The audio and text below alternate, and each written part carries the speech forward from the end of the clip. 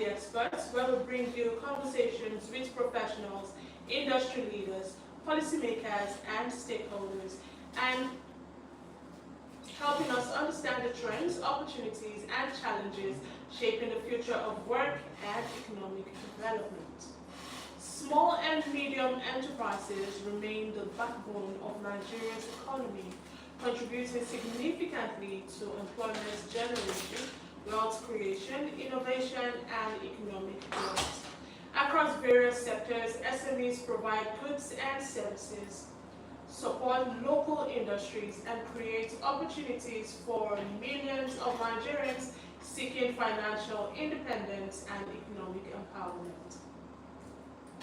Despite their importance, many SMEs face significant challenges, including limited access to finance, poor business planning, inadequate record-keeping, market competition, inflationary pressures, and changing economic realities.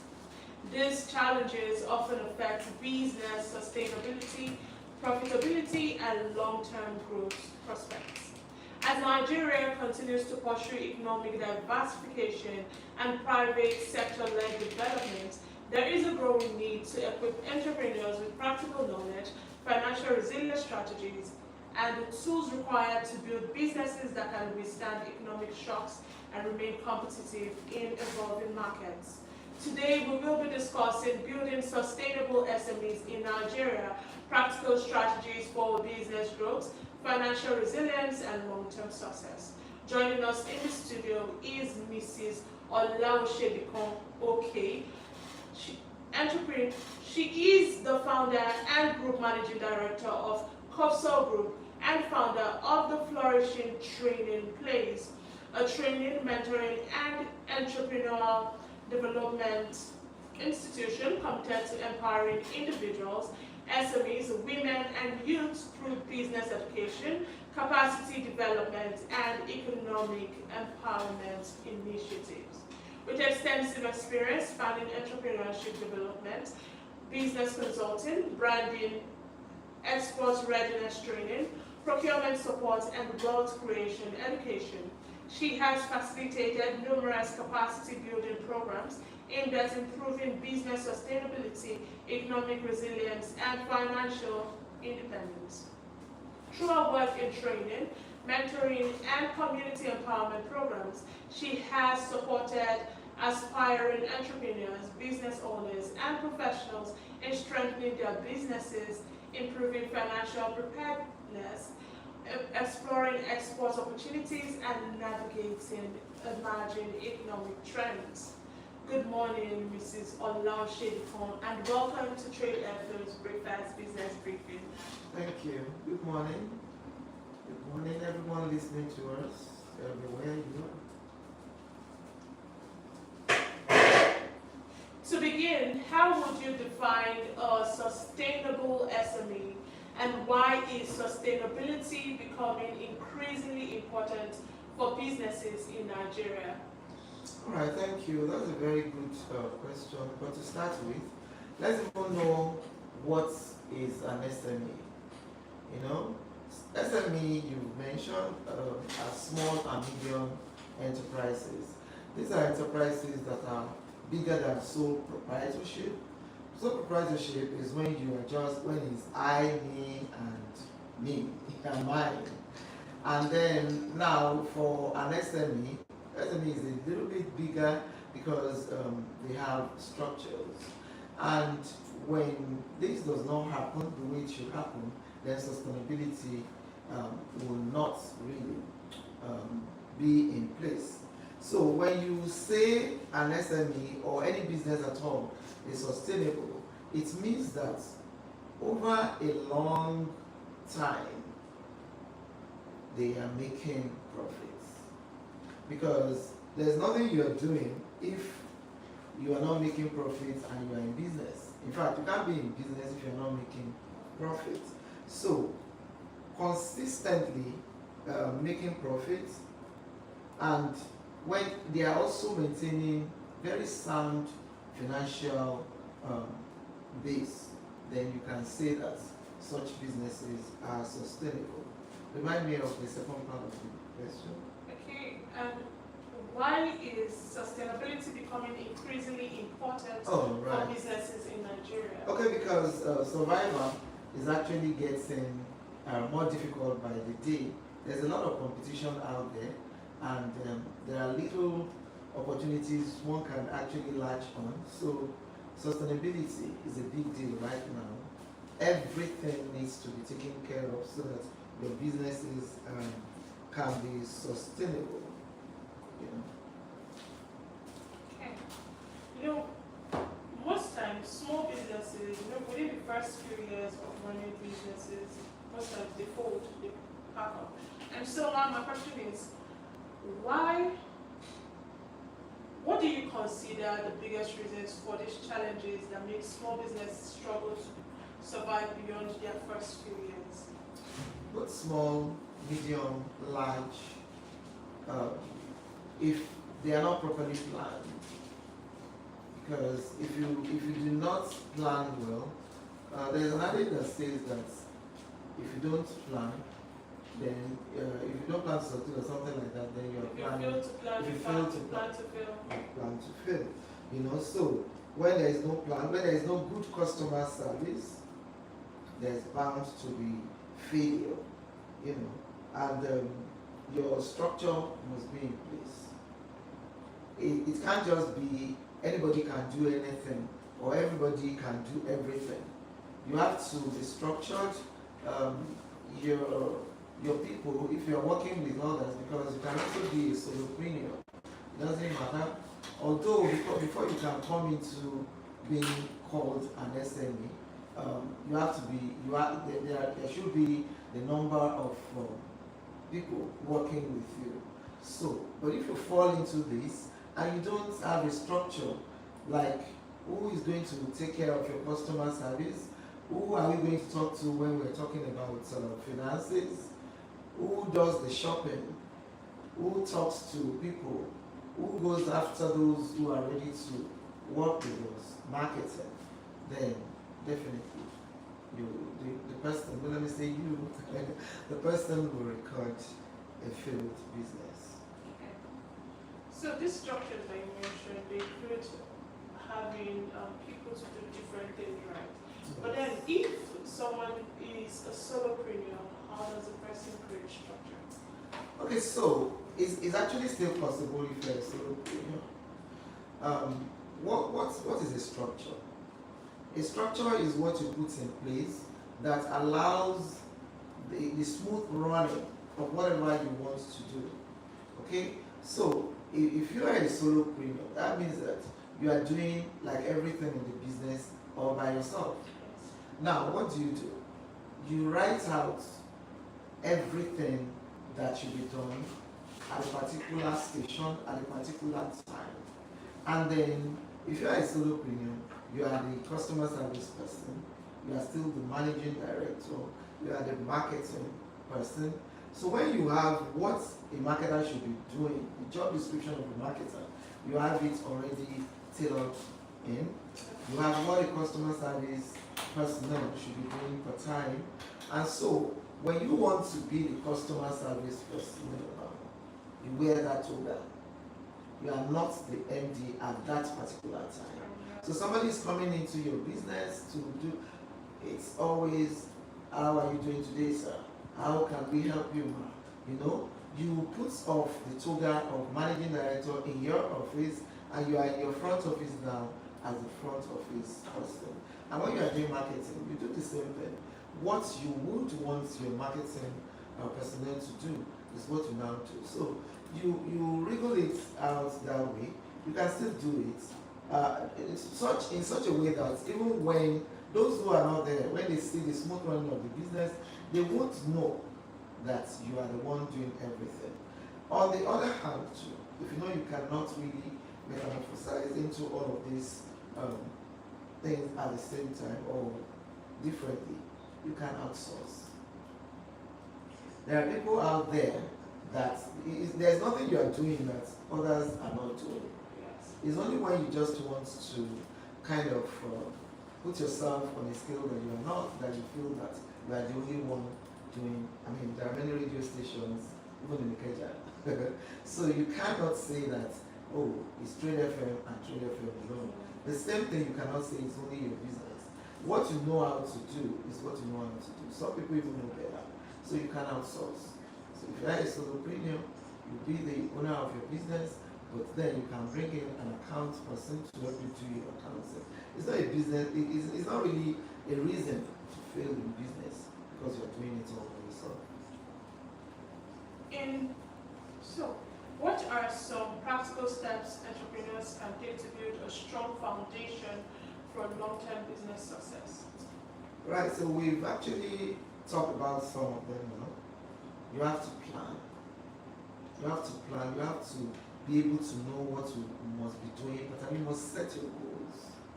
Because when you set goals, personal goals, business goals, then you have something you are looking forward to. But if you don't have any goal, you just wake up. For instance, you find out that the days you write out what you want to do, you achieve a whole lot more. You are likely to be able to do all the things you put down and more. But the day that you don't have anything written down, if I say, oh, what's your name again? Splendor. Can you go to Victoria Land with me? Oh, let's go, because and you have things you need to do. So planning is very important. And people must also put structure. These are just practical steps. And of course, you must understand your business. Some people are into business because they see others doing this business. They don't really understand what the business is all about. And please, if you do not understand what you are doing, how are you able to? You don't even know where you are going. How can you take all that step? So you must understand your business. You must have your target market. You must create your niche. Everybody is not your customer. You must have your niche, and then you make sure that you have all it takes to satisfy. Then we can go on and on. You have to invest also in knowledge.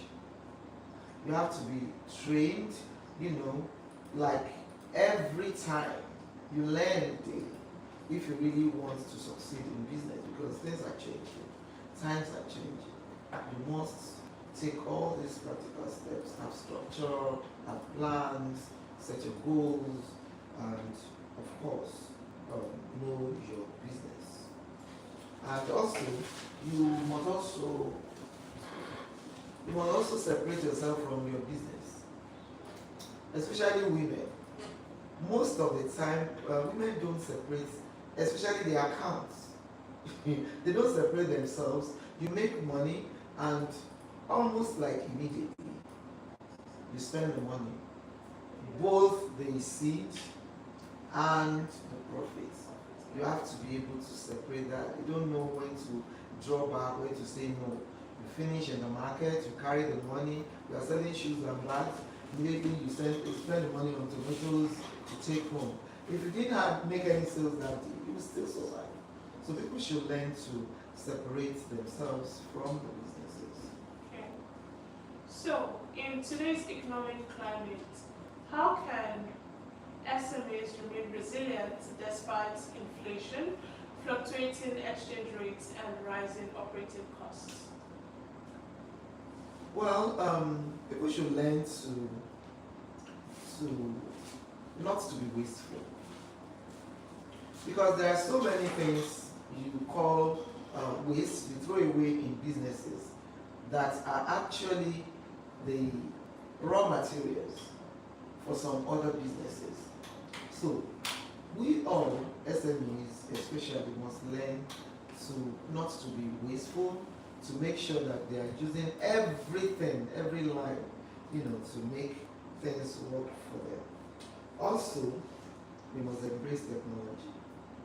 If we want to be resilient, if we want to grow, technology is changing every day. We must embrace it. Some people still see a lot of things. It's quite funny though. And when it turns out negatively, perhaps it's not funny. A lot of things that go on in the technology, some people still look at it as devilish, it's satanic, it's demonic. People need to remove all of these negativities from their minds and do the right thing. Technology is evolving. We must evolve with technology. Yeah. Okay, so earlier you mentioned business planning as part of strategies to cope with SMEs. So now my question is this: how important is business planning, and what key elements should every SME business plan contain? Well, business planning is very important. You can't even overemphasize that because that's what gives you the direction. It gives you the direction, it tells you where you're going. It makes, because you know that when you plan, like in your plan, you must have what is called executive summary.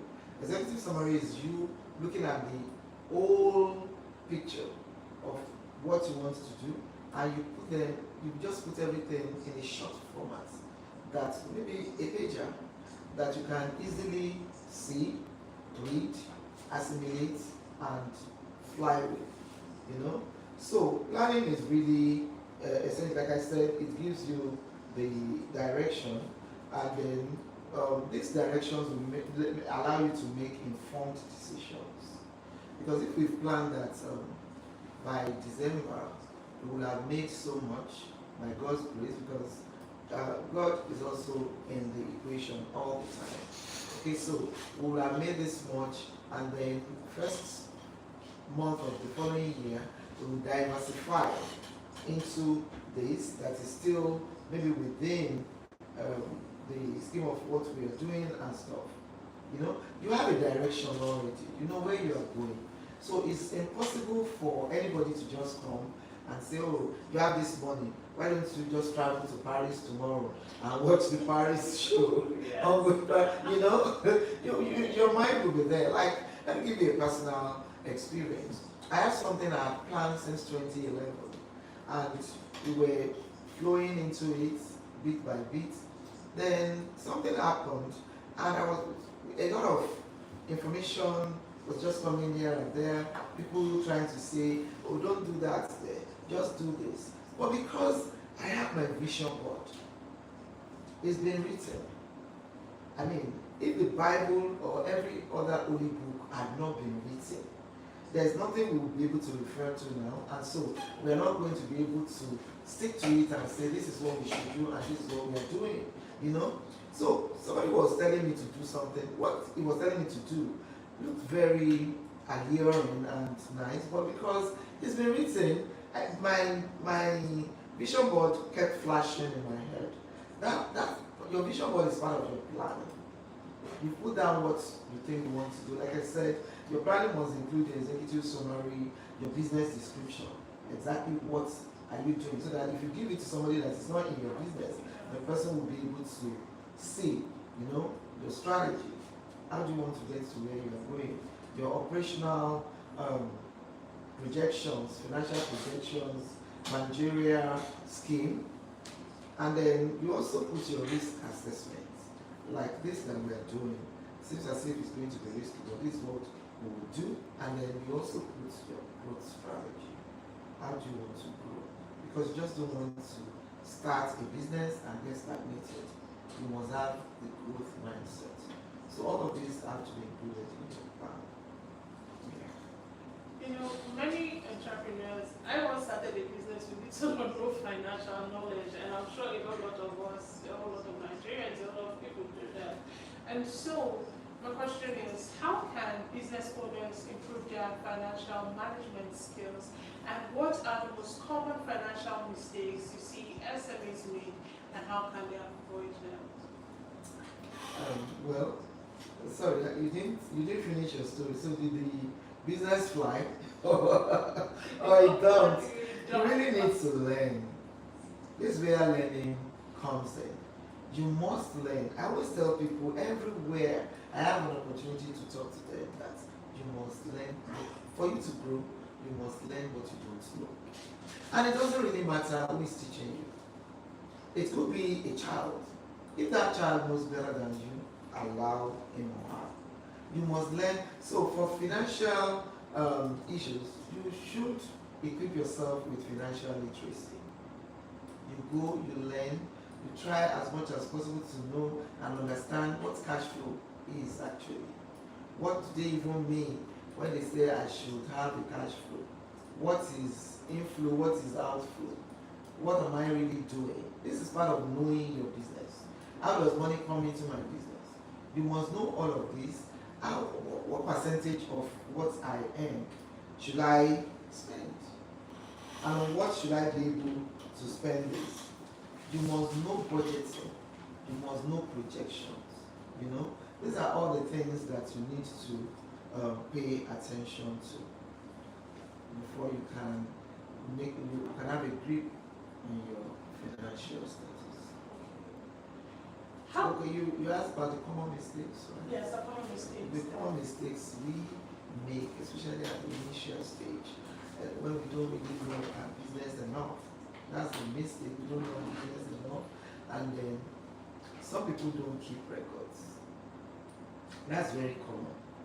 And if you don't keep records, how will you even know what you have? It's when you know what you have that you know what you can spend. And then you start thinking of what you need to spend this on. Then some people borrow too much, even more than they need. You know, they borrow more than they need. You will be surprised that some men borrow money, businessmen borrowing money to marry wives. I mean, how does this gel? How does it work? You know? So you don't borrow money that you don't need, and you don't over borrow. And you must make sure that whatever money you borrow to do business should go into business.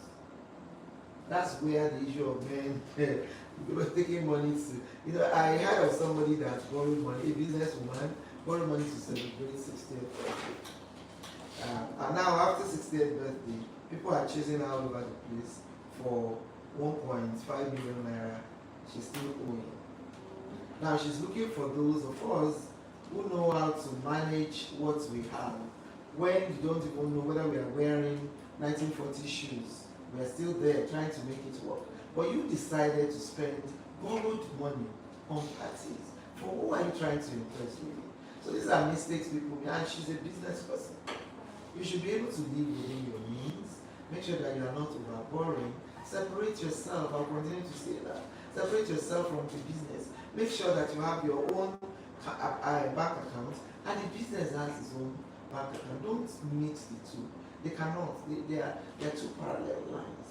The moment you start making such mistakes, then and then some people also underprice. This was just dropped in this week. Some people underprice just because you want to do the business, then you will underprice, and number one, that doesn't give you a good brand. It cheapens you because at the end of the day you won't be able to deliver. And if you don't deliver this time, nothing will make your client come back. You won't have a repeat order. You know, so you don't underprice, just make sure that you know how to do your pricing well. Educate yourself. Have the skill of pricing is a skill.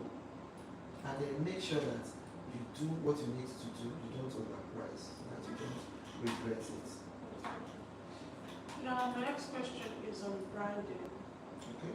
You know, branding is often associated with large corporations. Why should SMEs invest in building strong brands? Well, everybody should build very strong brands, because what branding does actually is to, apart from making you visible, it also creates trust. People will do businesses with things that they trust. And you know, like I said, it gives you visibility. It's not about being big or being small. It differentiates you. It makes you stand out. And it's only when you are seen that you can be patronized, right? Yes. For instance now, once you see red color and you are seeing that it's about food, you are thinking Coca-Cola. Yes. That's because they are properly branded. If it's about money, if it's red, you are thinking Zenith Bank. Zenith Bank, yes. You see, you are even taking the water out of my mouth. This is what branding does. And just as we are calling these big multinationals, your own business as SMEs too can enjoy this. And when you are talking branding, you are not only talking about the color, about whatever, you're also talking about your culture. About the culture. What do you do in your business? What would you never, if it's part of your branding?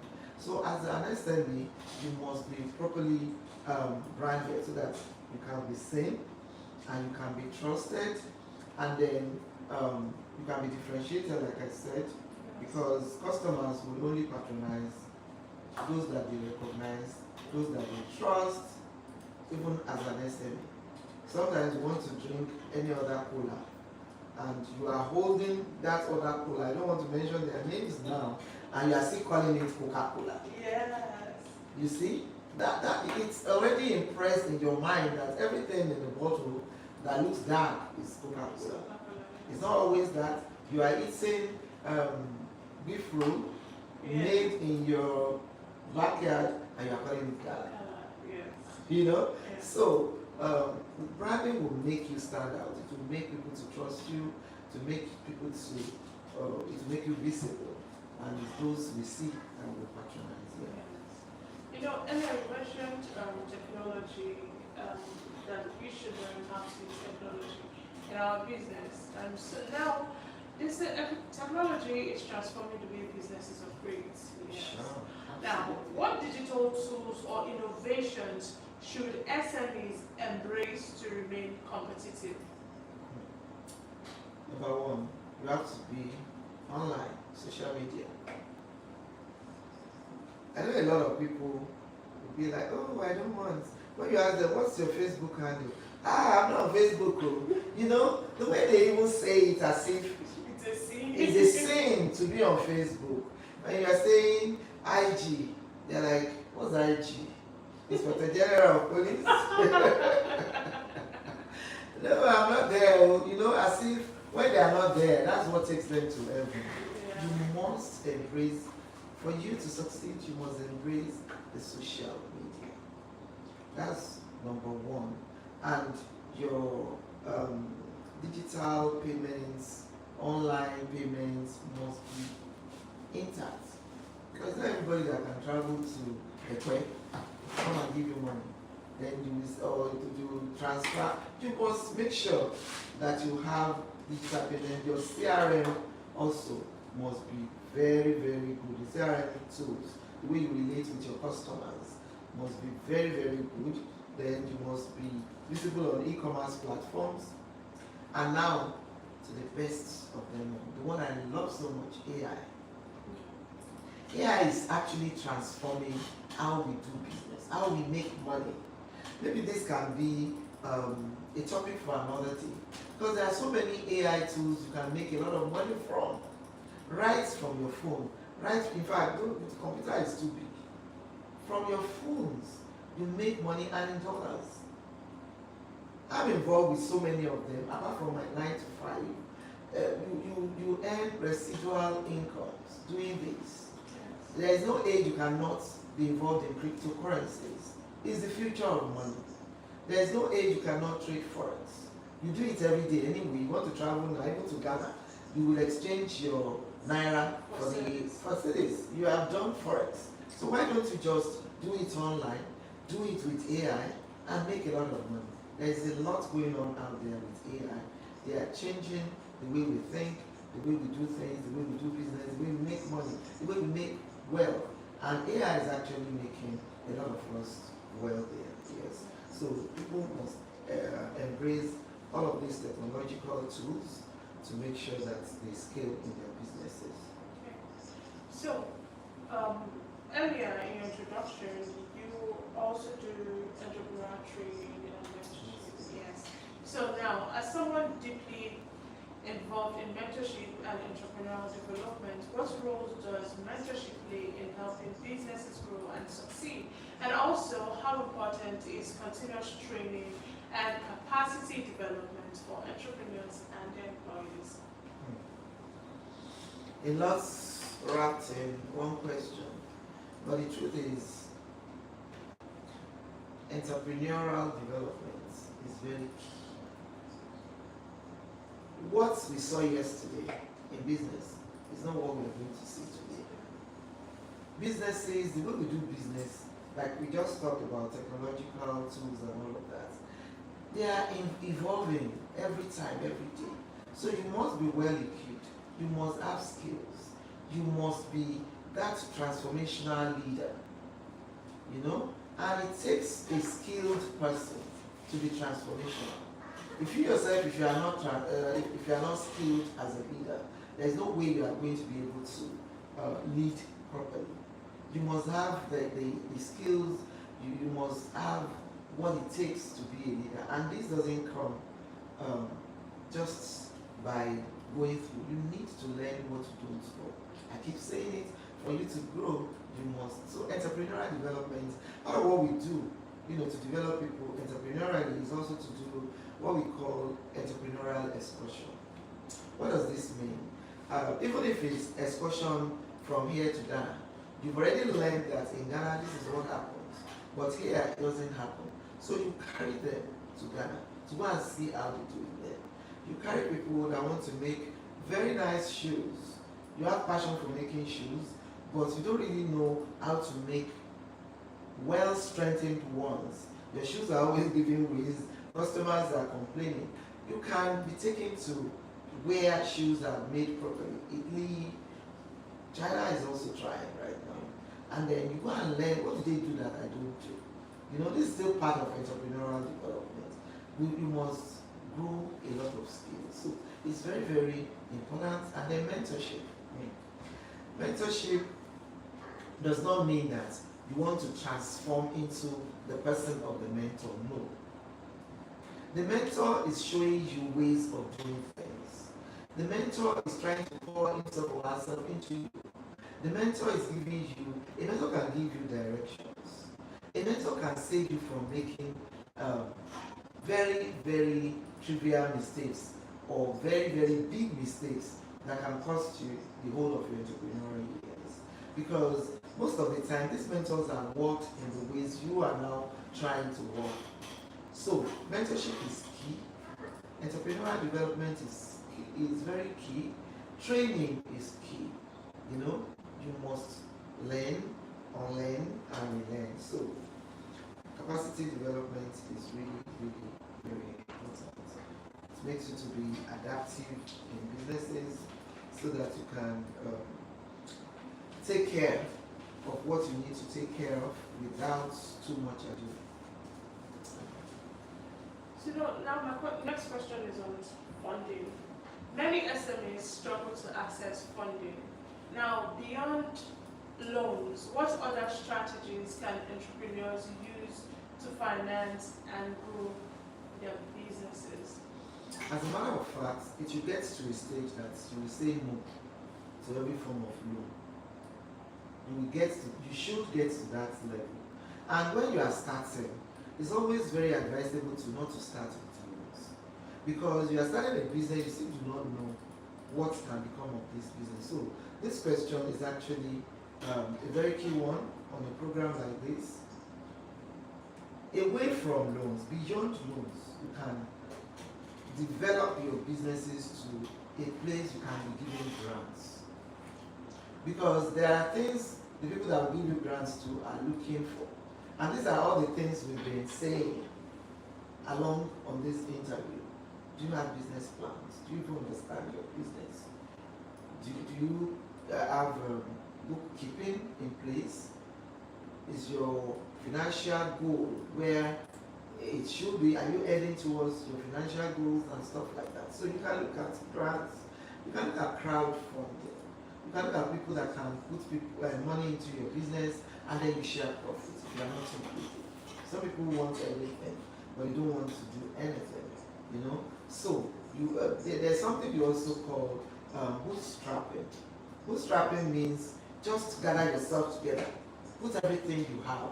Like for instance, if you are making residual income from some online businesses, like I said, the ones that can give you money in dollars, it's your personal money, but you can put it in your business.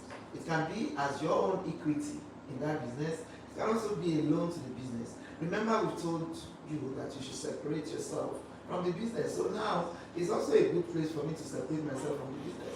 So if I make money maybe from my online businesses, my networking businesses, my crypto trading businesses, my forex trading businesses, and they bring a lot of money anyway, and you are pushing it into your 9 to 5 as a loan, there isn't anything wrong with that. It's just because you trust that business that the money will be made back, and once the money is being made, your own money it's better for you because it's like an intra loan, not external loan now that they will be pushing you here and there, you know. So you can also do that.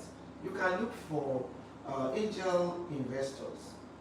Some people are just created by God to help others. Yes. So they can invest, you know.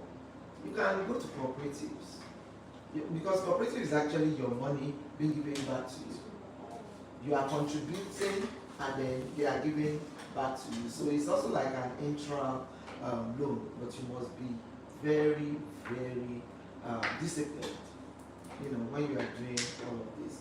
Another way that one can actually do beyond loans is when you have credible suppliers. You can have credits with them. So, like in my branding business, for instance, maybe I have this you pull over to brand, and I know somebody that sells this on the island, or even as far as China. You must build your business to an extent that people will be able to trust you. So you're saying, give me this stuff, when I'm paid, I will give you back. You can use that as credit from the suppliers. That is very important as well. And I mean, you improve your profitability also internally. This now speaks to how you price. You know, we talked about underpricing. You must make sure that your business is profitable. If your business is profitable, you should be able to take from the money you made from this business to do the next one. At least you keep growing just like that. Finally, what advice would you give to aspiring entrepreneurs and existing business owners who want to build resilient, profitable, and sustainable businesses for the future? Everybody must start with clear vision. You know, in Nigerian lay practical and they say shine your eyes. You don't go to businesses because your neighbors, you think your neighbors are prospering in the business. You don't even know. You are not in their bookkeeping, so you don't know what they are going through. So you must have a very clear vision. And then you are not in any business if you are not solving a problem. Your business or businesses, like some of us, we run many businesses, they must be solving, your businesses must be solving problems. If you are just there just for the sake of it, then you don't have business. Real businesses solve problems, and you must be very diligent. We've spoken about this very because of this business. You don't just carry money in your business and use it for something else. You don't take loans. You must be very diligent in finances. And then you must learn continuously. Learning must be continuous. You manage your finances. You must be a person of integrity. Everybody wants to deal with people of integrity. You must be focused. You know, don't just be carried here and there. You must be focused on everything you're doing. You must be focused on value creation. Your businesses must be creating value. And sustainable businesses are not, they're not built overnight. So it's not something that you just wake up and you sleep, wake up and then you say you have a sustainable business. No, they're not built overnight. So you have to be consistent. You have to adapt. Sometimes you may need to change, and you must be very diligent and disciplined in execution. You don't just do things anyhow. You must be very willing to also learn. Learning is very, not because I'm a trainer here, but as it is, I still am learning.